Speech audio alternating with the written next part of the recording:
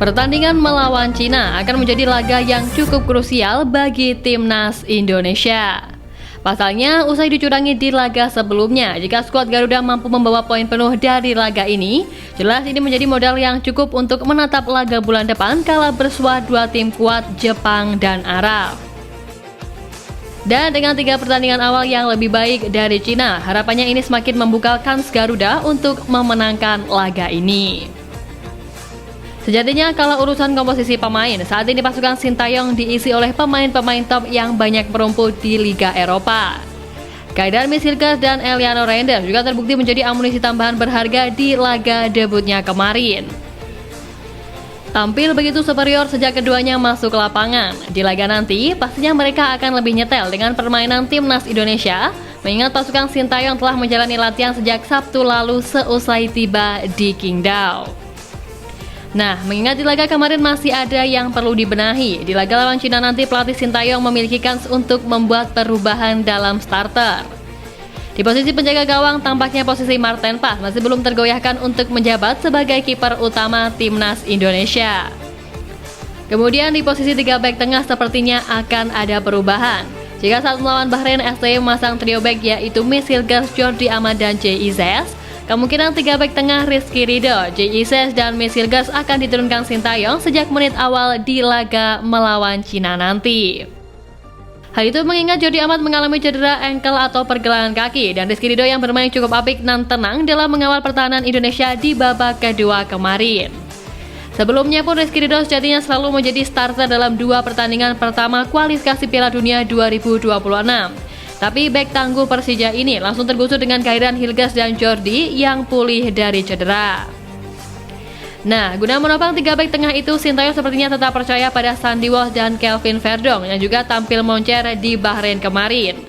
Lalu di posisi gelandang, kemungkinan STY masih akan mempercayakan duet Ivar Jenner dan Tom Hai sebagai kreator serangan di lini tengah. Lantas 3 pemain di lini depan kemungkinan akan diisi oleh Ragnar Oratmangun, Rafa Strijk, dan bisa mendorong Eliano Reinders untuk bermain lebih ke depan setelah sebelumnya bermain sebagai wingback ketika melawan Bahrain. Menilik prediksi itu, Australia yang sebelumnya sukses membalikan keadaan dengan menumbangkan Cina dengan skor telak, bak memberi kunci pada tim merah putih cara untuk kalahkan sang tuan rumah. Salah satu faktor terbesar dalam kemenangan Australia dalam laga kemarin adalah soal mentalitas yang tangguh. Ya, setelah Cina mencetak gol pembuka pada menit ke-20 melalui Shiweneng, Australia nampak tidak goyah. Alih-alih tertekan, mereka justru mampu segera membalas dan menyamakan kedudukan tepat sebelum turun minum. Gol ini datang dari sundulan Lewis Miller yang memanfaatkan umpan silang dari Craig Goodwin. Respon ini menandakan bahwa Australia tidak menyerah meskipun berada dalam tekanan. Australia menunjukkan bahwa mereka mampu tetap fokus dan menjaga strategi mereka meskipun sempat tertinggal lebih dahulu. Tentu hal ini harus dijadikan perhatian bagi skuad Garuda, mengingat Cina selalu berhasil unggul lebih dahulu dari lawannya di 2 laga terakhir. Kemudian selain itu, bergantian pemain yang dilakukan pelatih Tony Popovic juga menjadi kunci dari kemenangan Australia melawan Cina. Popovic memiliki pemahaman yang baik tentang bagaimana memanfaatkan kekuatan pemain cadangan untuk memberikan dampak besar. Terbukti, Nation Velupila yang baru masuk sebagai pemain pengganti di babak kedua hanya membutuhkan waktu 9 menit untuk mencetak gol penutup bagi Australia. Nah, kalau soal ini, Coach Shin jelas lebih andal dalam menilai pergerakan pemain. Memiliki jam terbang yang lebih banyak, Sintayong pasti akan memanfaatkan strategi ini guna menumbangkan Cina di hadapan pendukungnya sendiri. Tapi tak hanya itu, di sisi lain kekalahan Cina dalam pertandingan kemarin disebabkan oleh beberapa kelemahan yang bisa dibilang cukup mencolok. Setelah memimpin lebih dulu, mereka gagal mempertahankan keunggulan dan kesulitan dalam menghadapi serangan balik cepat Australia, terutama dari sisi sayap yang dieksploitasi oleh Craig Goodwin. Pertahanan Cina tampak rapuh, terutama saat menghadapi serangan udara serta penurunan fisik di babak kedua, yang memberikan peluang lebih banyak bagi Australia untuk mendominasi permainan, jelas menjadikan Cina tak berdaya hingga harus kembali menelan kekalahan. Transisi seperti ini harus mampu dimanfaatkan oleh para punggawa Garuda, mengingat saat ini kualitas fisik dari para pemain timnas tak bisa diragukan lagi. Yang mana sejak kedatangannya, Coach Shin selalu mengutamakan kekuatan fisik anak asuhnya agar mampu berlari 90 menit penuh. Dan dibalik beberapa kelemahan Cina tadi, dikabarkan bahwa sekarang ini tim tuan rumah benar-benar tengah dalam tekanan.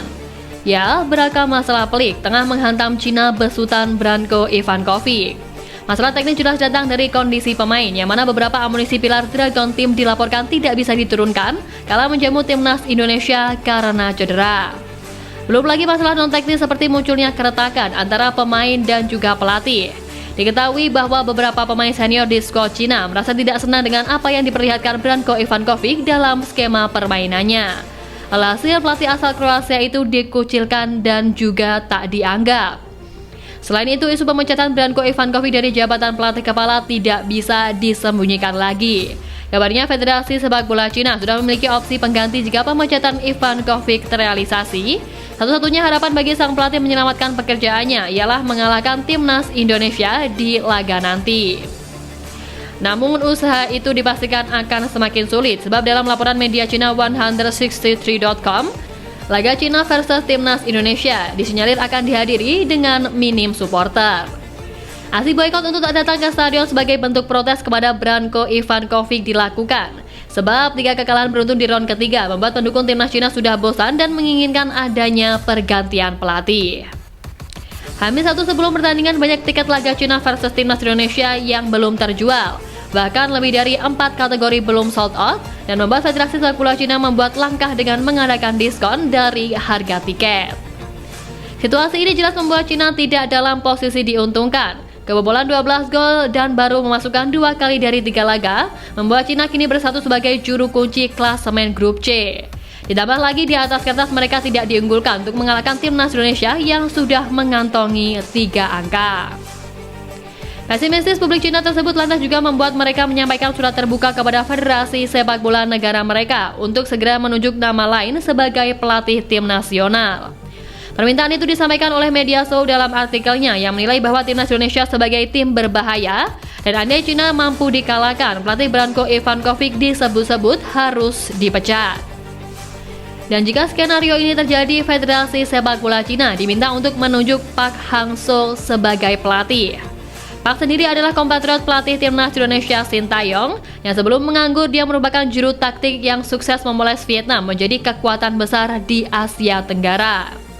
Menurut Sohu, gaji Park Hang-seo yang besar tidak akan menjadi halangan untuk CFA andai benar-benar berminat untuk merekrut juru taktik asal Korea Selatan itu. Di sisi lain, media Vietnam dan V juga menganggap ulasan Sohu sebagai permintaan tolong timnas Cina kepada Park Hang-seo demi meningkatkan kualitas tim.